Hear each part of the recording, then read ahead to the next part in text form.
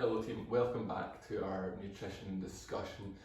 Last week we started talking about quantity, how much food to eat, and we said that a good amount to eat in general is to keep intake of food to levels that support activity but not excess body fat. And then our thought experiment last week was to think, if what you're doing right now is hitting that target, are you eating enough that you have lots of energy to complete your day-to-day activities and workouts and all the things you'd like to be able to do? And are you not eating too much as to store excess energy on your body? So we've had a little think about that. Now, this week we're going to discuss a simple tactic on how to look at the meals that you're currently eating and then assess if they are balanced and if they're an appropriate amount of food for you. So this is going to be a very general advice. You can take it if you work with it for a while, then it gives you a starting point for change. So a lot of the time with nutrition it's going to be experiment with yourself. You're going to do something, find out if it works, and then you can change it, but first of all you have to do something to find out if it works. If you never do any single thing, then we have nothing to go on. So a simple strategy for assessing the volume of each meal is using your hand as an implement to match up against your meals. So what we'd be doing is using different pieces of your hand to match different portions of different types of food on your plate.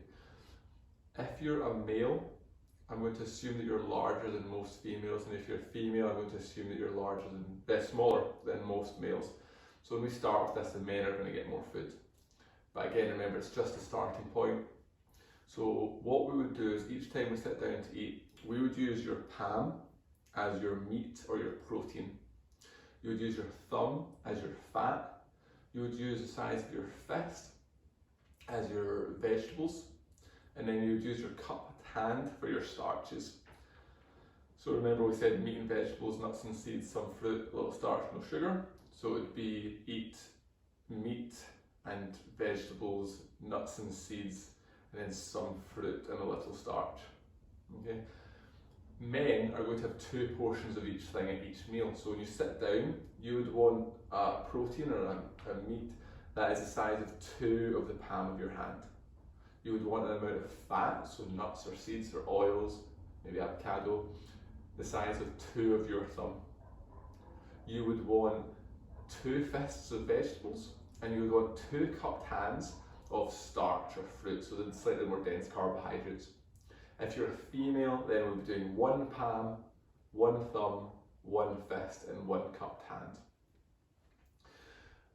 If you have this 3 times a day, then what we can do is, if you are losing too much weight, you can start to turn it up a bit. Maybe you add another thumb of fat or another fist of veggies. If you are eating that every meal, say you're a man and you're having 2 palms, 2 fists, 2 cupped hands and 2 thumbs, and you're still putting on more weight than you'd like, then what you can do is you might do 2 palms, 2 thumbs, 2 fists, and maybe 1 or 0 of the cupped palms. And what we can do with this is very simply look at each meal, eyeball it, and we'll be able to work out if that's an appropriate portion for an average person.